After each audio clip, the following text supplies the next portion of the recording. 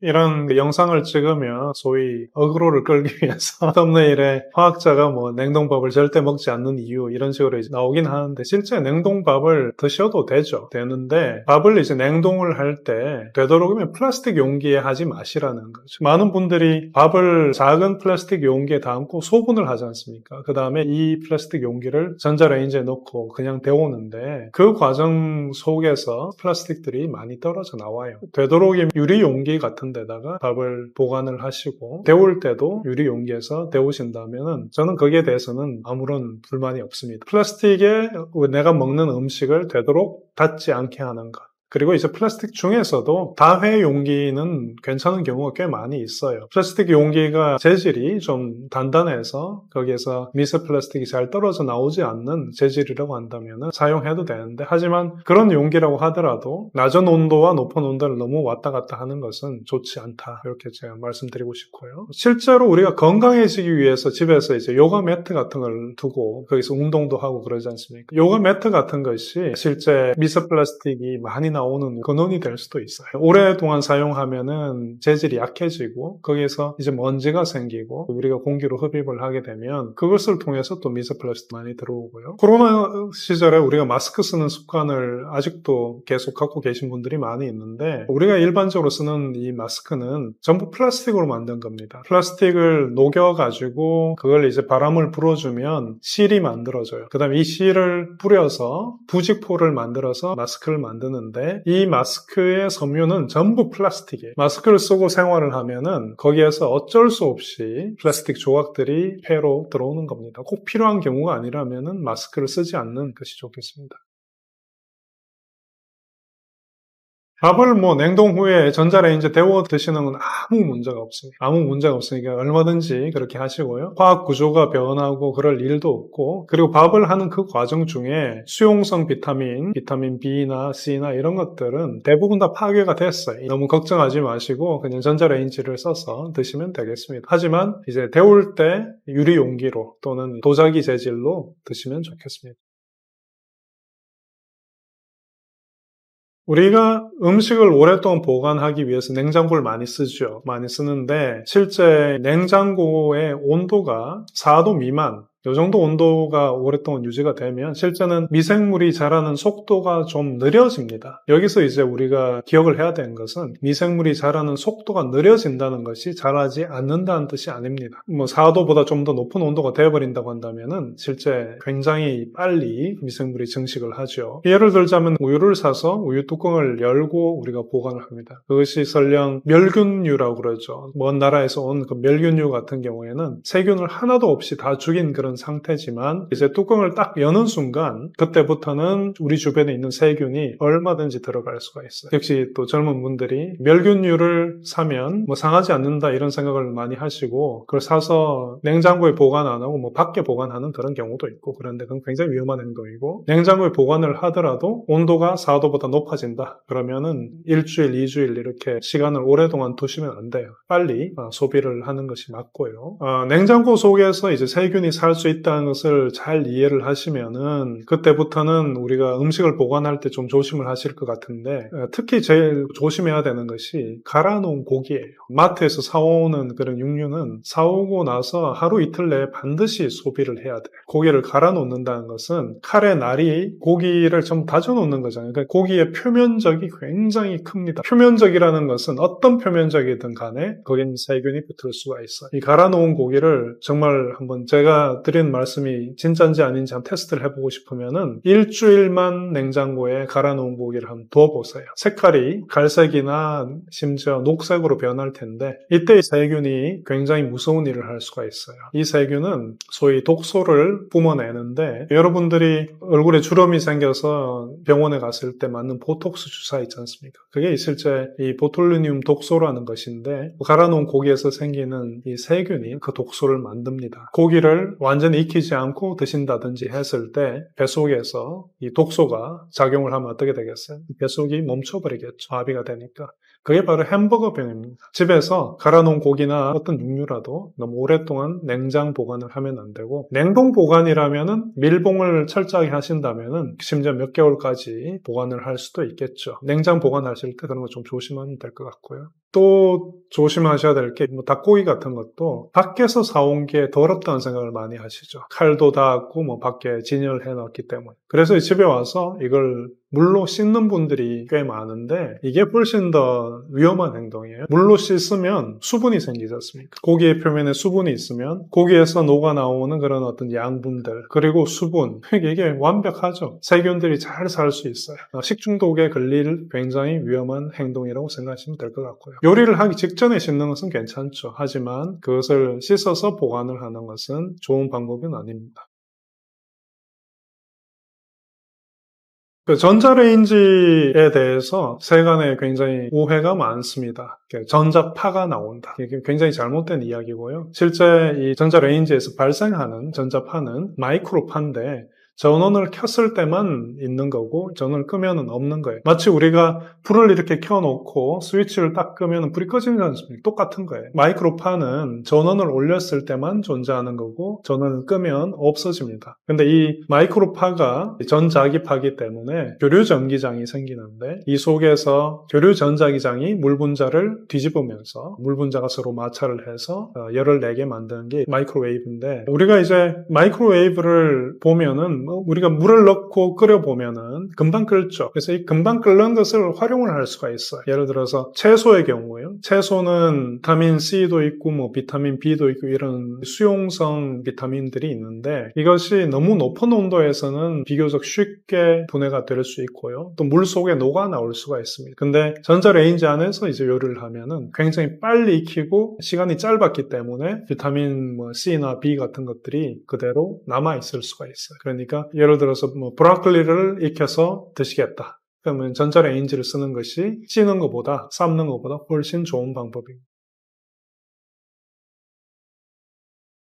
녹말에는 두 가지 녹말이 있습니다. 선형적으로 생긴 녹말이 있고 마치 나무 가지처럼 이렇게 뻗어 있는 그런 녹말이 있는데 선으로 생긴 이 녹말은 평소에 있을 때 나선형으로 꼬여서 있습니다. 근데 이런 나선형으로 꼬여 있는 녹말 형태는 우리가 먹어도 소화를 잘 못 시키는데요. 쌀을 요리를 하면 어떤 일이 생기냐면 쌀 속에서는 제가 지금 조금 전에 얘기했던 녹말들이 꼬여 있는 상태. 근데 밥을 하면 여기 물이 들어가면서 이런 녹말들이 풀어 헤쳐집니다. 이거를 냉장고에 다시 넣고 내버려 두게 되면 냉장을 하건 냉동을 하든 간에 실제 냉장을 하는 경우에 더 그런 경우가 많은데 냉장을 해주게 되면은 풀려져 있던 녹말이 다시 꼬이게 돼요. 이걸 짧게 전자레인지를 사용해서 돌리게 되면 완전히 다 풀리질 못하는 거죠. 그래서 일부의 녹말은 꼬여있는 상태로 그대로 있으니까 우리가 소화를 못 시키는 거죠. 냉동밥을 전자레인지에서 짧게 돌려서 드시는 것은 녹말을 100% 다 소화를 못 시키기 때문에 다이어트에 도움이 될 수도 있는 거죠. 근데 건강이 안 좋으신 분들이 냉동밥을 전자레인지에서 짧게 돌려서 드시는 것은 별로 좋은 방법은 아니죠. 특히 병 후에는 모든 영양소를 다 섭취를 해야 되는데 이제 몸이 안 좋으시다, 병 후다 이럴 때는 죽을 만드는 이유가 이런 녹말들이 다 풀어 헤쳐지게 만드는 거죠. 그래서 이제 드시는 거고 또 재밌는 사실이 하나 있는데 우리가 먹는 기름 있죠. 기름 중에 코코넛 오일 같은 경우에 이제 포화 지방이 꽤 많이 있는데 이 포화 지방하고 제가 지금 말씀드린 선형의 그런 녹말이 서로 꼬여요. 지방이 들어가고 그 주변에 녹말이 꼬이는데 이렇게 된 구조는 우리가 소화를 잘 못 시킵니다. 그래서 밥을 하고 코코넛 오일이나 이런 걸 넣고 볶아서 그 다음에 냉장고에 뒀다가 꺼내서 드시면은 거의 한 30% 정도? 그 정도는 소화를 못 시키는 게 되는 거죠. 그런 것들이 또 다이어트에 도움이 될 수도 있어요. 냉장고에 이제 음식을 보관을 하실 때 잘 상하는 그런 것들, 예를 들어서 밖에서 사온 고기 또는 우유 같은 것도 마찬가지죠. 고기라든지 우유라든지 이런 것들은 4도 미만에서 보관을 해야 돼요. 그래야 이게 세균이 잘 안 살죠. 세균이 생겼을 때 식중독균이 굉장히 독한 놈들이 생기는 그런 음식들의 경우에는 그 온도를 지켜주는 게 굉장히 중요하죠. 그래서 우유 같은 경우는 문에 두면 안 되는 거죠. 요즘 냉장고 문이 보면은 밖에서 열 수 있는 문에 두는 부분이 있지 않습니까? 근데 여기에는 온도가 꽤 높아요. 4도보다 훨씬 높고 여름에는 특히 문을 여닫는 경우가 많기 때문에 문 근처에 있는 음식들은 꽤 높은 온도에 보관이 되는 셈이죠. 그러니까 이런 우유라든지 고기 같은 것을 이 문 가까이 두는 것은 별로 좋은 생각이 아니고 그리고 냉장고에서 높은 위치에 있는 것보다는 아래에 있는 것이 더 차갑죠. 온도가 더 높은 부분이 이제 위에 있으니까. 그러니까 잘 보관해야 되는 것. 차갑게 보관해야 되는 것은 냉장고의 밑부분에 보관을 한 또 깊숙한 부분, 그런 데 보관하는 것이 좋겠습니다. 화장실이 더러워지는 진짜 이유는 무엇인가요? 화장실을 더럽게 만드는 요인은 사람이죠. 사람이 화장실에서 하는 행동이 몸을 씻고 용변을 보는 것인데, 몸을 씻으면서 땀샘에서는 그냥 땀이 주로 나오겠지만 이 모공에 매달려 있는 피지샘도 있고, 또 모공에 이제 아포크린샘이라는 게 있습니다. 우리 몸에서는 피지도 나오고 단백질도 나오고 각질도 굉장히 많이 떨어져 나오죠. 각질은 거의 대부분이 이제 케라틴이라는 단백질로 이루어져 있어요. 그러니까 단백질하고 지방이 우리 몸에서 떨어져 나오는 오염물인데, 이런 것들이 세균의 입장에서 보면은 먹이죠. 우리도 지방이나 단백질 좋아하잖아요. 세균도 좋아한단 말이에요. 세균 입장에서 음식물을 먹으면서 사니까 화장실은 더러워질 수밖에 없는 건데, 이런 노폐물들을 세균이 분해를 하다 보면은 거기에서 뭐 암모니아도 나오고 황화합물, 방귀 냄새 같은 거 있죠. 이런 것도 이제 황화합물인데, 또 식초 냄새가 고약하듯이 우리 몸에서 나오는 지방산이 분해가 되면 굉장히 짧은 유기산이 만들어져요. 이런 것들이 냄새가 아주 고약합니다. 청어통조림 있잖아요. 그 냄새가 바로 유기산이고요. 가을에 은행 있죠. 은행 껍질, 거기에서도 역시 유기산이 존재하는데 그 냄새가 아주 고약해요. 그래서 화장실에 그런 냄새가 날 수밖에 없고, 그 다음에 이제 우리가 용변을 보게 되면은 변기 물을 내리게 될 때, 이때 실제 비말이 생깁니다. 용변 속에는 아직 분해가 덜 된 세균 입장에서 먹고 살 수 있는 지방, 단백질도 있고 탄수화물도 있죠. 이런 것들이 비말이 돼서 떠올라서 화장실의 벽이나 심지어 천장까지 달라붙게 되는 거죠. 세균 입장에서 먹고 살 수 있는 먹이가 온갖 곳에 붙어 있는데, 여기에다가 우리가 한 가지만 더 더하면 되죠. 실제 두 가지겠네요. 온도를 좀 더 따뜻하게 해주고 그 다음에 습기를 주는 거죠. 습기가 주어지면 생명체는 잘 살 수 있습니다. 먹이 있죠, 습기 있죠. 그럼 무조건 잘 사는 거죠. 그러니까 화장실이 더러워집니다. 락스 대신 쓰면 좋은 화장실 청소 꿀템이 있나요? 많은 분들이 청소를 할 때 락스를 많이 사용하십니다. 락스가 굉장히 좋은 살균제고 표백제죠. 화장실에서 청소를 할 때 락스를 많이 사용하는데, 락스는 굉장히 좋은 살균제지만은 세정력이라는 측면에서는 아주 뛰어나다고는 할 수가 없어요. 실제 우리가 락스로 청소를 했을 때 워낙에 이 락스가 표백작용이 좋다 보니까 설령 변이 묻어 있어도 락스가 지나가고 나면 없는 것처럼 하얗게 보이는 거죠. 오염물이 아직 남아있는 상태인 경우가 많고요. 락스 같은 경우에 어떻게 만드는지를 잠깐 말씀드리면은 그 NaOH 같은 수산화트륨, 염기성 물질하고 염소기체 Cl2, 이 둘을 반응을 시켜주면 락스가 만들어집니다. 근데 락스가 만들어지는 과정이 정반응이라고 한다면은 화학 반응에는 반드시 역반응도 있어요. 용기가 있으신 분은 그 락스통의 뚜껑을 열고 냄새를 한번 맡아보세요. 아주 매캐한 냄새가 날 거예요.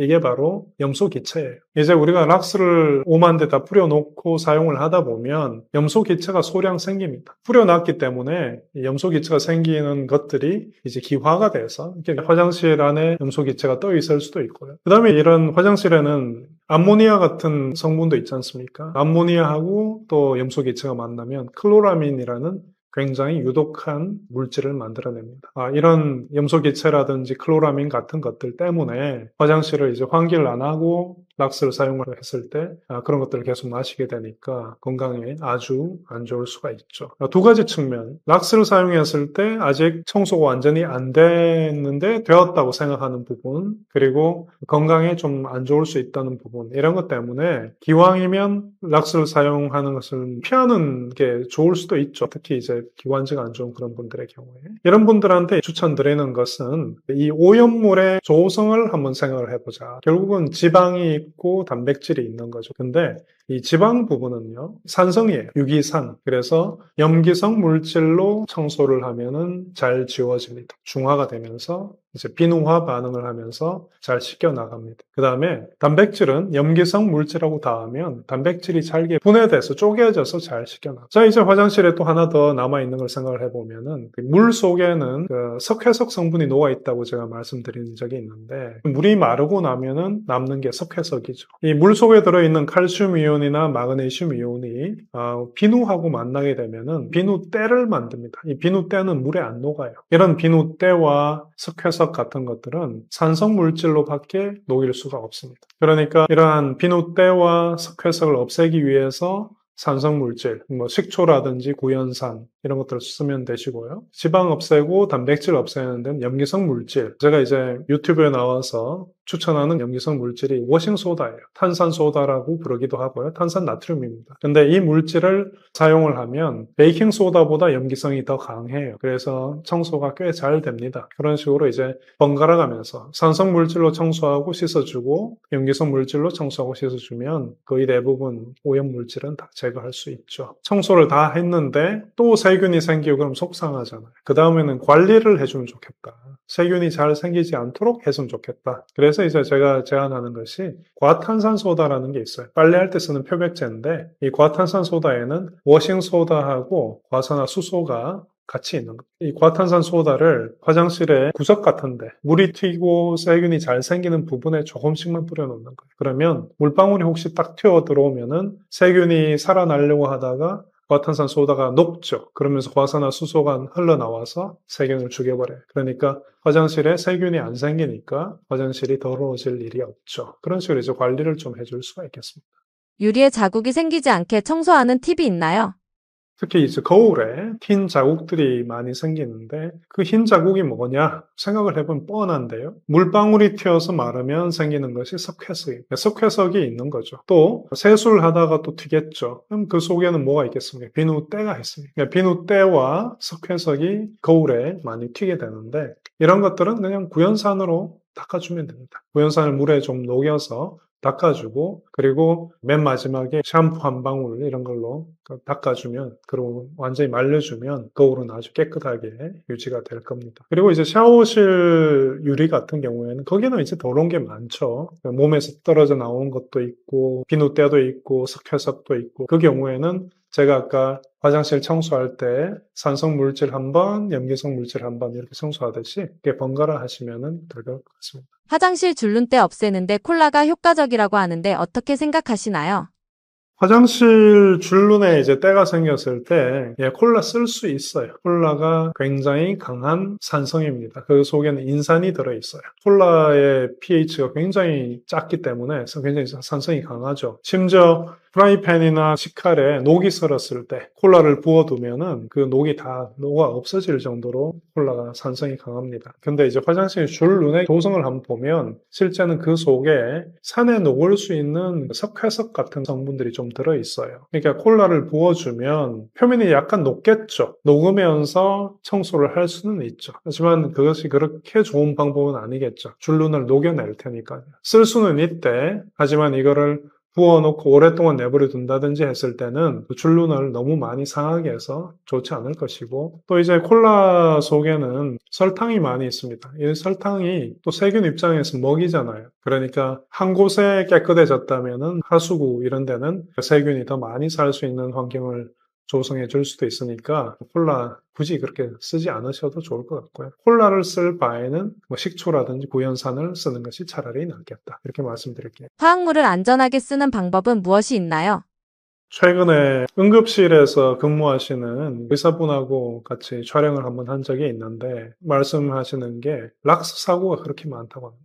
응급실에 오시는 분들이 실제 어떤 분은 이제 음독을 하시는 그런 경우도 있지만은 그뿐만 아니라 화장실에서 청소를 하다가 락스 때문에 이제 오시는 분이 있는데 많은 경우가 락스를 사용할 때 문을 닫아놓고 쓰는 것, 환기를 하지 않고 이제 그게 가장 크고 락스하고 식초를 섞어 쓰는 분들이 있어요. 굉장히 위험해요. 락스하고 식초 섞으면 염소기체가 그냥 생깁니다. 이 염소기체가 우리를 죽일 수도 있는 그런 독극물이니까 락스하고 산성물질은 절대 섞어 쓰면 안 되고 또 락스를 붓고 빨래를 삶는 분들 락스를 끓는 물에 두게 되면은 염소기체가 많이 생깁니다. 그것도 굉장히 위험하죠. 시골에서 넓은 그런 공터에서 끓인다면 그거는 괜찮죠. 하지만 집 안에서 빨래를 락스를 붓고 삶는다? 그건 정말 병원 갈 준비하시는 거예요. 그런 건 안 하셔야 돼요. 또 이제 락스하고 과탄산소다 또는 락스하고 과산화수소 이런 것들 섞으면요 폭발을 합니다. 굉장히 급격하게 산소 기체가 생기는데 이게 튀거나 그랬을 때 운이 나쁘면 실명을 할 수도 있고 그러니까 결국 이 화합물을 안전하게 쓰는 방법은 섞지 않는 것 그리고 원액 그대로 쓰지 않는 것 락스 같은 경우도 아주 많이 묽히잖아요. 그런 묽힌 희석액으로 과일을 닦아서 세균을 죽이는 용도로도 쓰니까 그러니까 진하게 쓰지 않는 게 굉장히 중요하고 섞지 않는 것 화학을 정말 잘 알아서 뭐 제가 쓴 책이나 이런 걸 보면서 따라 하시는 분은 괜찮겠지만은 그거를 잘 모르는 상태에서 이것저것 섞는다. 이 화합물들은 찌개 아니거든요. 찌개 만들듯이 막 섞어 쓰면 안 됩니다. 그러니까 모를 때는 그냥 한 가지 성분만 쓰고 그래도 모르겠다. 그냥 시판되는 제품 쓰시는 게 맞는 거예요. 우리 몸에 플라스틱이 쌓이는 이유는 무엇인가요? 우리 몸에 플라스틱이 쌓이는 이유는 실제는 굉장히 다양한데요. 먼저 우리가 먹는 많은 음식들이 플라스틱 용기에 담겨서 오죠. 그리고 실제 바다에서 많은 플라스틱들이 분해가 되고 마모가 되고 그러는데 이런 미세 플라스틱들이 바다 표면에 많이 있습니다. 이런 것들이 이제 구름 속에 들어오게 되면 결국 이게 비가 오게 될 거고 그러면 강이나 호수에 또 그리고 땅에 미세 플라스틱들이 실제 많이 뿌려지게 되죠. 그러면 물을 먹고 사는 그런 식물들이 또 미세 플라스틱들을 흡수할 수밖에 없고요. 우리가 이런 먹는 음식들이나 또 마시는 물이나 또 일상생활에서도 미세 플라스틱도 굉장히 많이 발생을 하는데 이런 것들에서 완전히 자유로울 수는 없어요. 그 중에서 이제 제일 미세 플라스틱을 많이 흡수하는 루트가 있다고 한다면 주로 이제 물에서 많이 오죠. 배달 용기에 국물 같은 것들이 담겨오면은 배달 용기 표면에서 이제 미세 플라스틱들이 떨어져 나올 수도 있고 그리고 생수병이나 이런 데서도 병 표면에 플라스틱들이 아주 작은 것들이 매달려 있거든요. 이런 것들이 또 물에 떨어져 나와서 우리가 섭취를 하면 그것들이 우리 몸속으로 들어오는 거죠. 많은 분들이 이 미세 플라스틱을 마시거나 먹었을 때 또는 이제 호흡을 했을 때 대체 어떻게 이런 것들이 우리 몸에 세포까지 들어오느냐 이런 말씀들을 많이 하세요. 근데 그 루트를 한번 좀 생각을 해보면 음식을 먹으면 대부분은 실제는 변으로 가겠죠. 그런데 그 중에 일부가 소장에서 흡수가 돼요. 소장에서 흡수가 돼서 피를 타고 돌고 또 그 중에 일부는 이제 간에서 잡혀서 또 다시 변으로 나가는데 이 간에서 잡히지 않은 작은 것들이 피를 타고 돌다가 우리 세포까지 도달을 할 수밖에 없는 거죠. 생수병 속에 들어있는 미세 플라스틱의 양이 수돗물에 비해 50배가 더 많다는 연구 결과가 있는데요. 이유가 무엇인가요?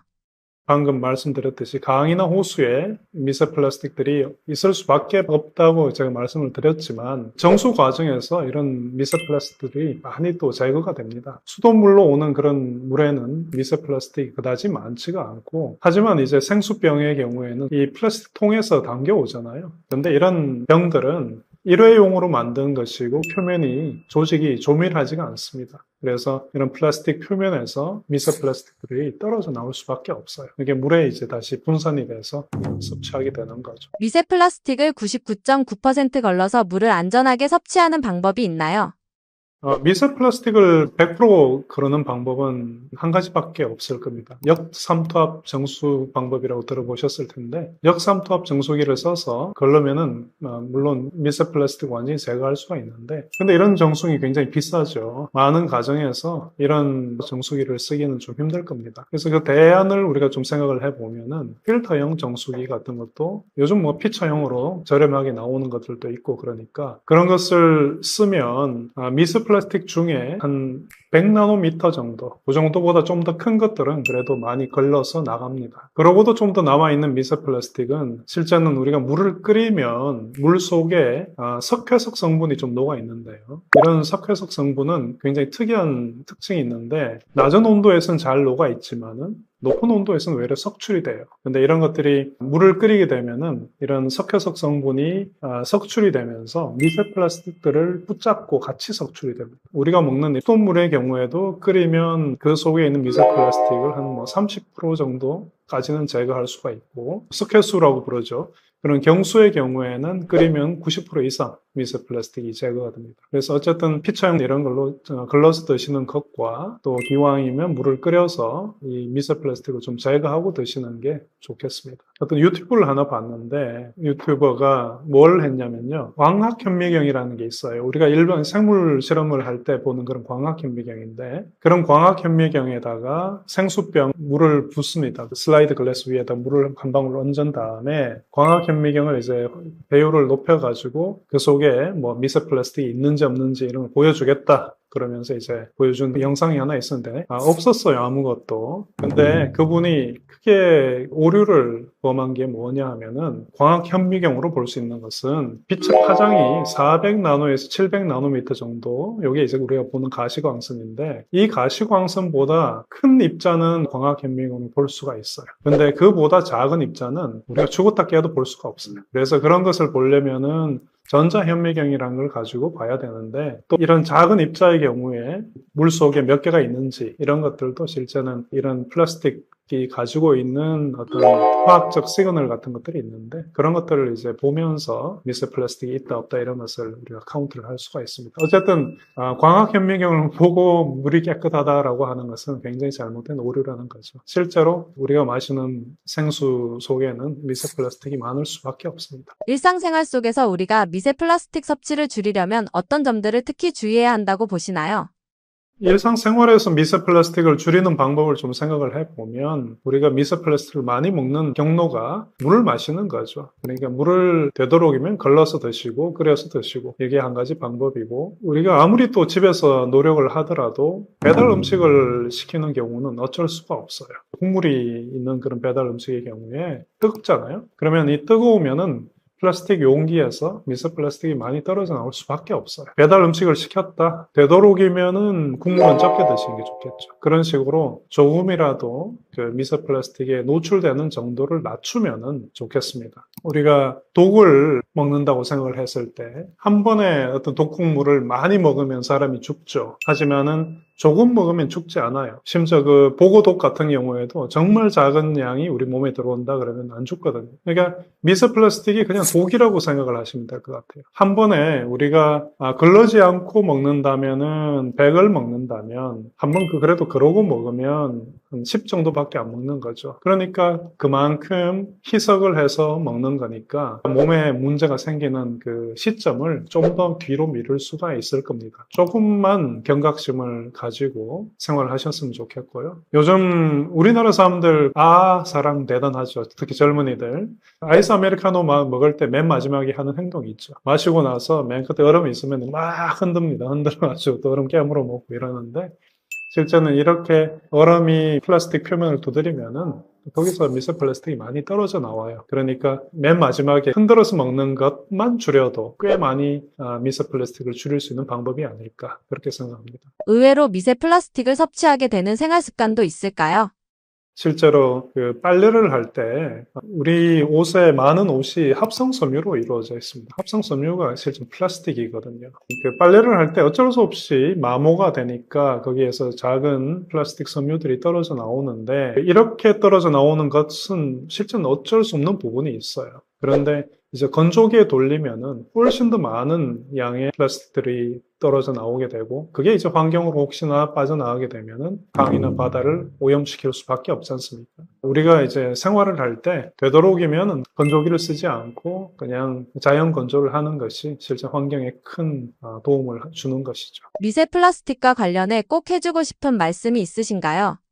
멸치 같은 경우에 작은 생선들은 플랑크톤을 먹고 살죠. 이 플랑크톤들은 또 더 작은 그런 입자들을 먹고 사는데, 이때 뭐 미세 플라스틱들을 먹을 수가 있어요. 결국은 이런 미세 플라스틱들이 먹이 사슬을 타고 쭉 올라오는데, 멸치 같은 경우에 이제 내장에 어쩔 수 없이 미세 플라스틱이 좀 있습니다. 그러니까 그런 내장을 좀 제거하고 드신다든지, 생선 같은 경우에 위장의 이 내벽 이런 부분을 좀 긁어내버리고 드시면은 미세 플라스틱을 좀 덜 드시는 방법이 될 것입니다. 농약이 우리 몸속에 쌓이면 어떤 일이 벌어지나요? 일단 농약은 우리 몸에 쌓이면 안 됩니다. 많은 경우에 이제 농약은 우리 몸속에 들어오면은 간 독성을 일으키는 경우가 많고, 시골에서 간혹 가다가 이제 음독 사고가 있죠. 누구를 죽이기 위해서 그런 경우도 있겠지만은 이게 농약인 줄 모르고 사용해서 그런 경우도 있고, 어쨌든 이런 것들을 많이 먹으면 당연히 안 되는 거고요. 근데 이 과일의 농업을 하시는 분들이 기준을 따라서 잘 해주시면은 실제는 그 정도의 농약의 양은 우리가 설령 과일을 세척을 잘 하지 않고 먹더라도 그다지 위험한 정도는 아닙니다. 어쨌든 농약이 들어오면 간이 좀 고생을 할 것이고, 그리고 우리 몸에 있는 호르몬이라고 있죠. 여러 가지 호르몬이 있는데 그 호르몬의 흉내를 낼 수가 있어요. 그래서 환경 호르몬의 역할을 할 수도 있습니다. 이 내분비계에 좀 혼란을 줄 수도 있고요. 그러니까 농약은 우리 몸에 많이 들어오게 되면 두 가지가 나쁘죠. 간 독성을 일으키고 그 다음에 이 내분비계에 이제 혼란을 일으킨다. 이게 이제 농약이 우리 몸에 할 수 있는 일이고요. 유기농 음식은 세척하지 않고 그냥 먹어도 되나요?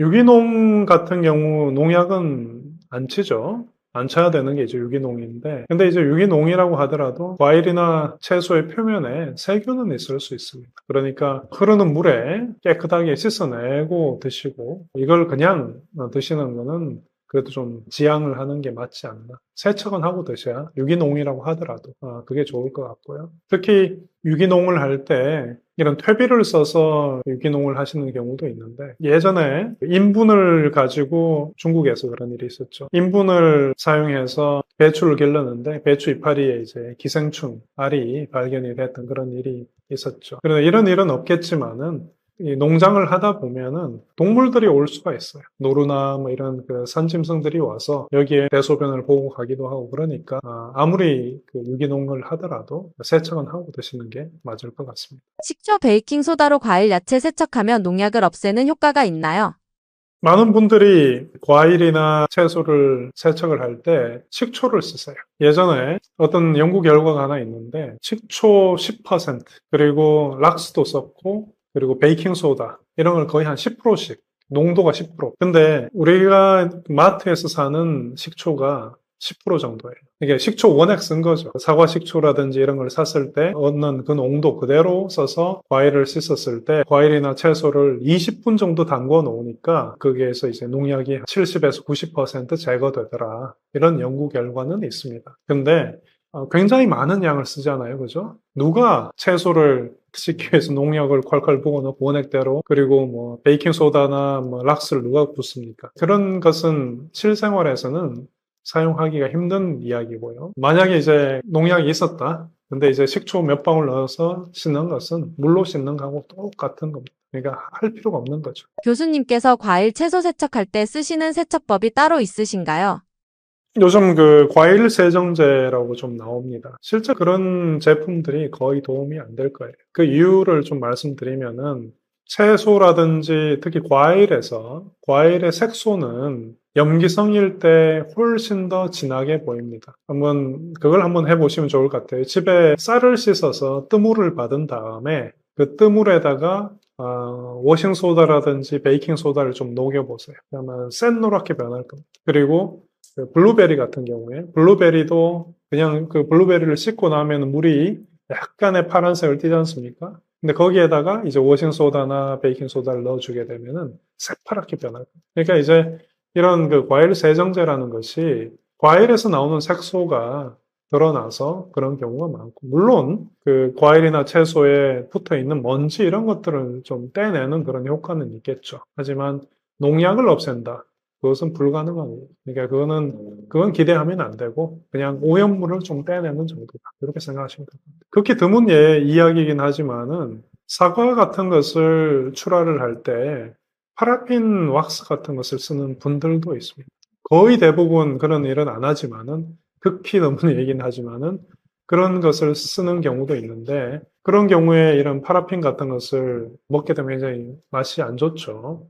파라핀을 제거하기 힘들 뿐만 아니라 만약에 이제 농약이 있었다면 과일의 표면에 이 파라핀 속이 그대로 갇혀 있는 거죠. 그런 것들의 경우에는 그런 과일을 만약에 선물을 받았다. 그럴 때는 이제 껍질을 다 깎아내고 드시는 게 속이 편할 것 같고요.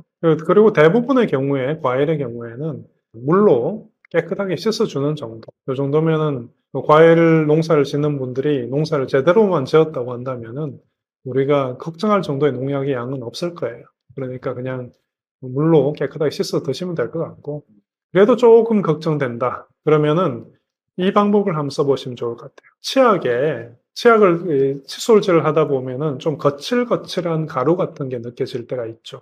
그게 뭐냐면은 베이킹소다 가루예요. 그래서 베이킹소다라든지 워싱소다라든지 이런 딱딱한 가루, 이런 것들로 과일의 표면을 좀 세게 닦아주게 되면은 표면 과일 껍질 부분이 좀 깔아져서 나갈 수 있죠. 과일이 있고 여기 물이 있고 베이킹 소다나 워싱 소다를 좀 가루를 넣어서 그걸 이 가루를 물에 적신 가루를 과일의 표면에서 좀 닦아주면은 과일의 표면에서 좀 깔아져 나갈 거니까 같이 농약이 그 표면에 만약 있었다면 같이 떨어져 나갈 그런 식으로 이제 해보시는 것도 좋고요. 그러고도 난 정말 농약 먹으면 안 돼. 절대 먹으면 안 돼. 이러면 껍질에 있는 영양소는 포기하시고 그냥 깎아 드시는 게 맞는 거죠. 그러니까 자신의 선택인데 화학적으로 녹여낸다? 식초를 20분 담궈 놓으면 되죠. 그러면 70에서 90% 녹아나갑니다. 그렇게 하실 분 있으시면 하시고, 근데 실제 그렇게 하시기는 굉장히 힘들죠. 그러니까 가루 같은 워싱소다나 베이킹소다 가루로 또는 이제 좀 딱딱한 수세미로 깨끗한 수세미로 과일의 표면을 깎아주는 것. 그게 한 가지. 또는 그래도 난 정말 농약 먹으면 안 된다는 생각이 든다면 깎아 먹는 것. 이 세 가지밖에 없을 것 같아요. 과일이나 야채 먹을 때 주의해야 하는 부분이 있나요? 아무리 농사를 잘 지어도 그 농약이 좀 많이 남아있을 수 있는 부분이 있죠. 과일의 꼭지 부분, 폭 들어간 부분 같은 데서는 아무래도 농약이 좀 농축돼서 오랫동안 머무릅니다. 그러니까 비가 와서 씻겨나가고 이렇게 하더라도 좀 남아있는 부분이 있을 테니까 꼭지 부분이라든지 주름진 부분 이런 데는 제거를 하고 과일을 드시는 게 좋을 것 같고 채소의 경우에 배추 또는 양배추 같은 경우는 알배기 있지 않습니까? 속의 알 부분은 나중에 생긴 거예요. 그러니까 이런 그 배추를 기르는 걸 보면은 먼저 순이 나온 다음에 잎이 이렇게 벌어지고 나면 이걸 나중에 묶어줍니다. 그러면 이 속에서 이제 알이 차면서 커지는데, 그러니까 이제 농약이 맨 바깥의 껍질에만 있어요. 배추라든지 양배추 같은 것은 너무 걱정하지 마시고 맨 바깥의 껍질은 제거해버리고 속의 거는 그냥 물에 씻어 드시면 됩니다. 특별히 걱정하실 건 없을 것 같아요. 요즘 많은 분들이 다이어트를 한다고 샐러드를 여러 개를 사서 냉장고에 두고 드시고 하는데 이 샐러드를 만들 때 이 파리를 많이 씻죠. 이미 씻습니다. 씻고 또 과일도 씻어서 넣고 이렇게 하는데 물이 들어갔지 않습니까?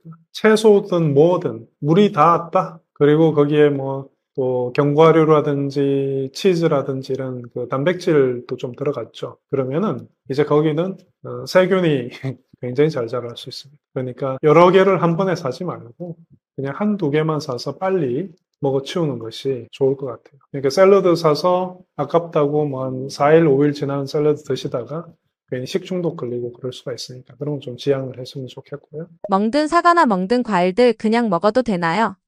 과일이 그 사과 같은 경우에 멍이 들었다. 근데 이제 먹는 부위를 보면은 별로 뭐 많이 상처가 안 생긴 것 같아요. 그래서 조금만 도려내고 이렇게 드시는 경우가 있는데 실제는 이런 과일의 조직이 만약에 그렇게 상했다고 한다면은 그 상한 조직을 통해서 세균이 굉장히 깊숙하게 침투를 할 수가 있습니다. 그러니까 내 눈에 보이는 상처의 3배의 깊이 정도까지는 도려내고 드셔야 될 것 같아요. 대부분 어지간한 뭐 곰팡이나 세균 드셔도 잘 건강 안 잃으시고 잘 살지만은 면역이 약하신 이런 분들은 그런 곰팡이나 세균이 몸에 들어왔을 때 좀 문제가 생기는 경우도 있으니까 이제 3배 정도는 잘라내야 된다. 그리고 잘라냈는데 속에 보면은 사과가 깨끗하지 않고 뭔가 갈색의 줄이 보인다든지 그런 게 보인다고 한다면은 아깝지만 버려야 돼. 그니 세균이 이미 다 침투를 한 거니까. 콩과 고사리에 독이 있다고 하는데 어떻게 먹어야 할까요?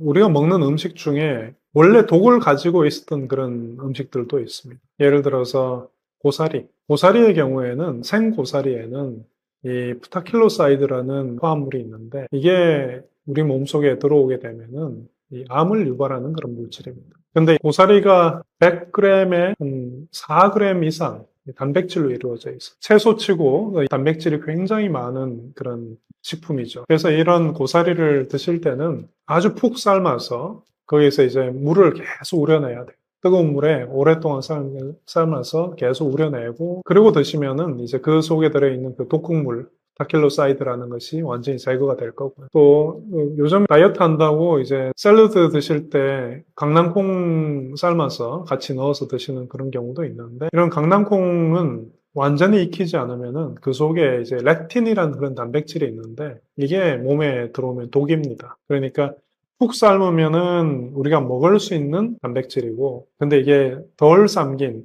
그런 물질이면 우리 몸속에 들어왔을 때 식중독을 일으킬 수 있는 물질이니까 이 콩을 삶을 때는 반드시 푹 삶아서 드셔야 될 것 같습니다. 그러니까 그럼 뭐 몇 가지만 좀 지키면 될 것 같아요. 고사리 삶을 때 푹 삶아서. 고사리는 뭐 비타민 B나 A, C나 이런 것들을 얻기 위해서 먹는 게 아니고 단백질을 먹기 위해서 먹는 거고, 그리고 콩도 단백질을 먹으려고 하는 거니까 푹 삶아서. 밥도 뭐 마찬가지잖아요. 그죠? 밥을 푹 삶아야 거기에서 녹말을 다 빼내서 우리가 소화를 잘 시킬 수 있는 것처럼 이런 푹 삶아야 되는 것들은 푹 삶는 것이 좋습니다. 떫은 감을 먹으면 안 된다고 하는데 이유가 무엇인가요? 감 같은 경우에 떫은 감, 떫은 감을 굳이 드시려고 안 하는 게 좋을 것 같아요. 떫은 감에는 탄닌이라는 성분이 굉장히 많습니다. 이 탄닌은 단백질하고 탄닌이 만나면은 단백질을 침전을 만들어버려요.